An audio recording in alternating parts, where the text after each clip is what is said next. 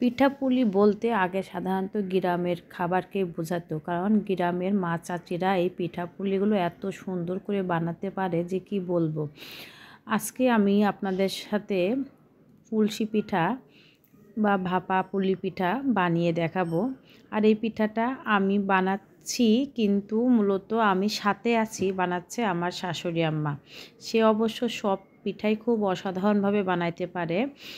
আর সেই ভাপা কুলসি বানানোর জন্য প্রথমে সুজি, তিল এবং খেজুরের গুড় একসাথে আর দুধ দিয়ে মাখিয়ে পরে সুজিটা রান্না করে নিতে হচ্ছে। এটা ক্ষীর রান্না করা হচ্ছে, যেটা পুলি পিঠার ভিতরে দেওয়া হবে। এদিকে আম্মা চাউলের গুঁড়া সুন্দর করে সিদ্ধ করে তারপরে মাখিয়ে কাই বানিয়ে নিয়েছে। এখন এই কাই থেকে অল্প অল্প করে নিয়ে এরকম হাত দিয়ে বাটি বানাচ্ছে। এরপরে এই বাটির মধ্যে যে হালুয়াটা বানানো হয়েছে বা ক্ষীরটা বানানো হয়েছে, সেই ক্ষীর বা হালুয়া যেটাই বলা যা হোক না কেন, সেটা বাটির মধ্যে ভরে এরপরে বাটির মুখটা লাগিয়ে দিয়ে পিঠার শেপটা করে ফেলবে। তা আমার কাছে মনে হচ্ছিল এটা একটা অনেক বড় ঝামেলা, যে কারণে আমি বলছিলাম আম্মা আমি মোটা মোটা করে রুটি বানিয়ে ছোট ছোট করে কেটে দেই, তারপরে তার মধ্যে আপনি এই ক্ষীরটা ভরে পিঠাটা বানিয়ে ফেলেন।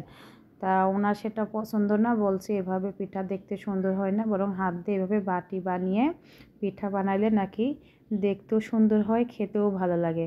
যাই হোক, যেহেতু পিঠা বানানোতে উনি অনেক পারদর্শী, উনি এটা ভালো বুঝবেন, ওনার কথার বিরুদ্ধে তো আর যেতে পারলাম না।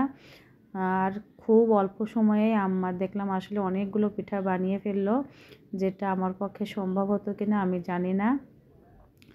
আর যে কথা বলছিলাম, এই পিঠাপুলিটা যদিও আগে গ্রামের মানুষই বেশি বানাতে পারতো এবং ওনারা খুব ভালো করে বানাতেনও, কিন্তু শহরের মানুষও কিন্তু এখন অনেক সুন্দর সুন্দর পিঠা বানাইতে পারে, যে পিঠাগুলো নিয়ে বছরে দেখা যাচ্ছে কোথাও কোথাও অনেকবার মেলা বসে এবং এই মেলাতে মানুষ খুব আনন্দ সহকারে যায় এবং পিঠা বানিয়ে খায়। অনেকে পিঠার স্টল দেয় যারা পিঠা বানাতে পারে, আবার যারা পিঠা বানাতে পারে তারা পিঠার স্টলই যে দেবে এমন কোনো কথা নেই, তারা ওখান থেকে যেয়ে পিঠা কিনে খেতেও পছন্দ করে। এভাবেই এখন পিঠাপুলিটা সারা দেশেই ছড়িয়ে গিয়েছে, পিঠা খেতে সবাই পছন্দ করে। যাই হোক, পিঠাগুলো বানানোর পরে গরম পানির উপর আমি এটা ছাঁকনি বসে তারপরে পিঠাগুলো ভাপে দিয়ে দিয়েছিলাম।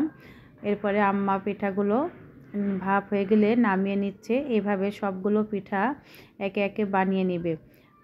ভাপাকুলির এই পিঠা বানানোর রেসিপিটি যদি আপনাদের ভালো লাগে তাহলে ভিডিওটি লাইক, শেয়ার, কমেন্ট করে দিবেন।